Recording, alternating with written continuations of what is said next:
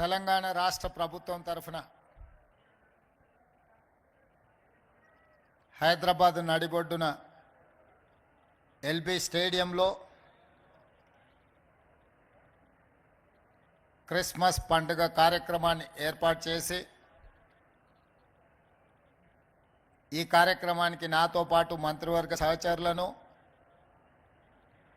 ప్రభుత్వ సలహాదారులను, శాసనమండలి సభ్యులను, శాసనసభ్యులను, క్రిస్టియన్ సమాజంలో గొప్ప వ్యక్తులుగా ప్రభు సందేశాన్ని నలుదిశల వ్యాపింపజేస్తున్న మత ప్రబోధకులందరినీ ఒక వేదిక మీదకి రప్పించి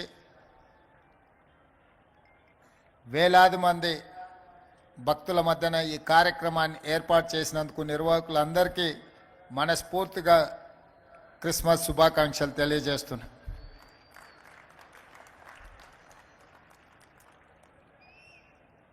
డిసెంబర్ నెల మిరకల్ మంత్, యేసు ప్రభు జన్మించిన నెల, తెలంగాణ రాష్ట్ర ప్రకటన డిసెంబర్ నెలలో ప్రకటించడం ద్వారా తెలంగాణ రాష్ట్ర కళ సఫలీకృతమైన నెల. అందుకే తెలంగాణ రాష్ట్రం 4 కోట్ల ప్రజలకు ఈ మిరకల్ మంత్ ఎంతో ప్రత్యేకమైనది. ప్రభు జన్మదినను జరుపుకోవడమే కాకుండా తెలంగాణ రాష్ట్ర ఏర్పాటు ప్రక్రియ ప్రారంభించడమే కాకుండా ముఖ్యంగా కాంగ్రెస్ పార్టీ అభిమానులకు శ్రీమతి సోనియా గాంధీ గారి జన్మదినం కూడా ఈ నెల కావడం మాకు, ప్రభు భక్తులందరికీ కూడా ఈ మిరకల్ మంత్ ఎంతో ముఖ్యమైనది.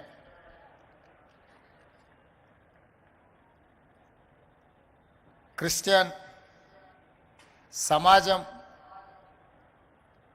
ఈరోజు ప్రపంచంలోనే అతి ఎక్కువ మంది జరుపుకునే పండుగ క్రిస్మస్ పండుగ. ఈరోజు ప్రపంచంలో అత్యధికంగా జరుపుకునే ఉత్సవం ఏదైతే ఉందో అది క్రిస్మస్ పండగ అని చెప్పి మనందరం కూడా గుర్తించవలసిన అవసరం ఉన్నది. ప్రభు ఒకే మాట చెప్పిండు, నిన్ను నువ్వు ప్రేమించుకున్నట్టుగానే నీ పొరుగు వారిని కూడా ప్రేమించమని. ఇందులో సంపూర్ణమైన సందేశం ఉంది. మానవ సేవనే మాధవ సేవ అని ఏ విధంగా అయితే ఉన్నదో, సర్వజన సుఖినోభవంతు అనే సందేశం ఉన్నదో, ప్రభు ఇచ్చిన సందేశంలో నిన్ను ప్రేమించుకున్నట్టుగానే నీ పొరుగువారిని ప్రేమించు అనే సందేశంలో అన్ని అంశాలు సంక్షిప్తమై ఉన్నాయి. క్రిస్టియన్ సమాజము ముఖ్యంగా హెల్త్ అండ్ ఎడ్యుకేషన్, దేశ స్వతంత్రం వచ్చినప్పటి నుంచి ప్రభుత్వాలు ఎంత సేవను అందించినాయో విద్య విషయంలో, వైద్య విషయంలో ప్రభుత్వాలతో పోటీపడి క్రిస్టియన్ సంస్థలు కూడా ఈ దేశంలో పేదలకు విద్యను, వైద్యాన్ని అందుబాటులోకి తీసుకొచ్చి నిరంతరం ప్రపంచానికే ఆదర్శంగా ఉండే విధంగా ఏ సమాజమైనా అభివృద్ధి సాధించాలంటే, ఆర్థిక పురోగతి సాధించాలి అని అంటే విద్య అత్యంత కీలకమైనది.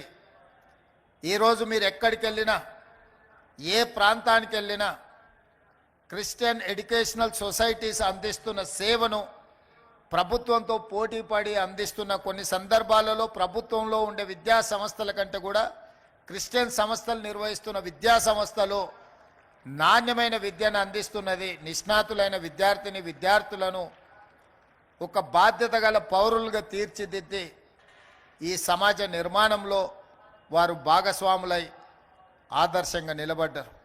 వైద్యం విషయంలో కూడా ప్రభుత్వం అందించలేని వైద్య సేవల్ని అటవీ ప్రాంతంలో, తండాలలో, గూడాలలో, మారుమూల పల్లెల్లో పేదలు అత్యంత నిరుపేదలకు వైద్యాన్ని అందుబాటులోకి తీసుకొచ్చి వాళ్ళ యొక్క ఆరోగ్యాన్ని కాపాడడం ద్వారా ఆరోగ్య తెలంగాణను ఈరోజు క్రిస్టియన్ సంస్థలు క్రిస్టియన్ సోదరులు కొనసాగిస్తున్నారు. ఇలాంటి సేవా కార్యక్రమాలలో పాల్గొనడమే కాకుండా సమైక్య స్ఫూర్తిని, ఈ దేశం యొక్క భద్రతను, ఈ దేశంలో సర్వమతాలు సమానంగా ఉండాలి, సర్వమతాలు వాళ్ళు నమ్మిన వాళ్ళు ఆచరించిన సిద్ధాంతాన్ని పాటించాలి, సర్వమతాలకు రక్షణ ఉండాలి అన్న ఆలోచన మా ప్రభుత్వానిది.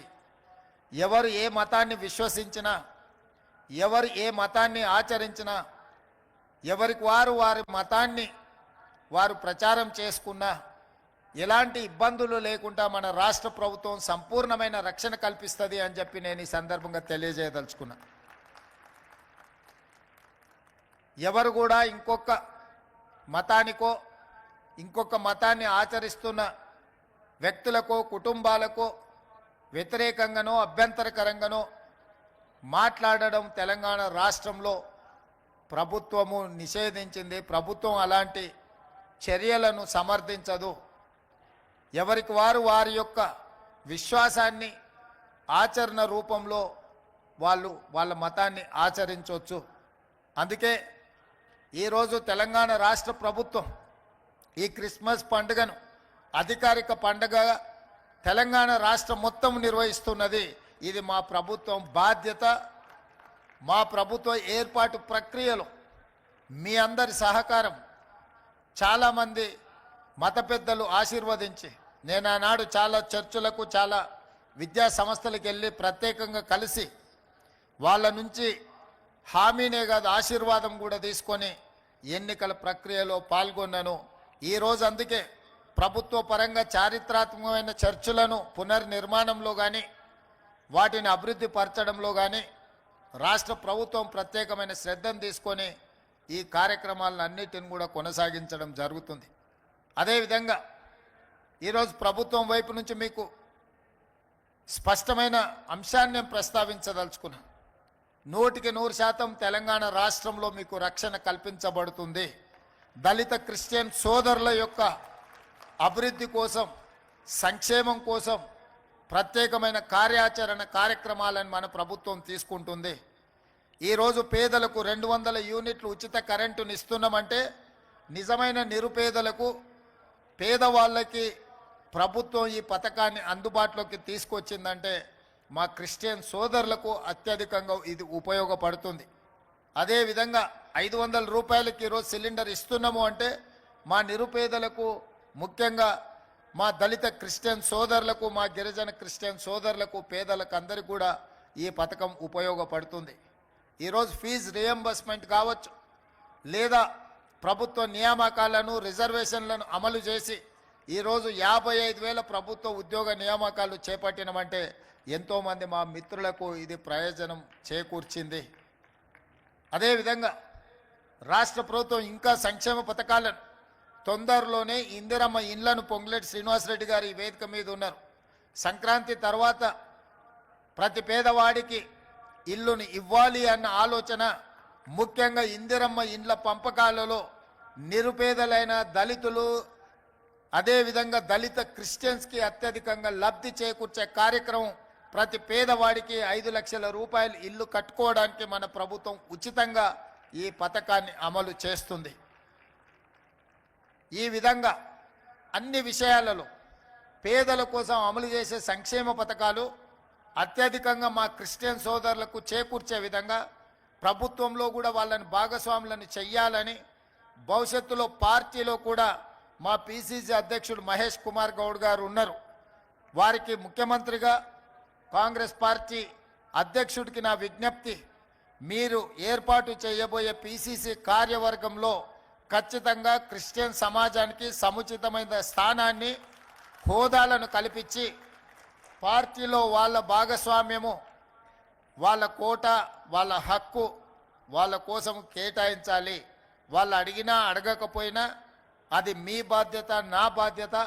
మా క్రిస్టియన్ సోదరులకు కాంగ్రెస్ పార్టీలో సముచితమైన స్థానం కల్పించాల్సిందిగా పిసిసి అధ్యక్షుడికి కూడా నేను విజ్ఞప్తి చేస్తున్నా.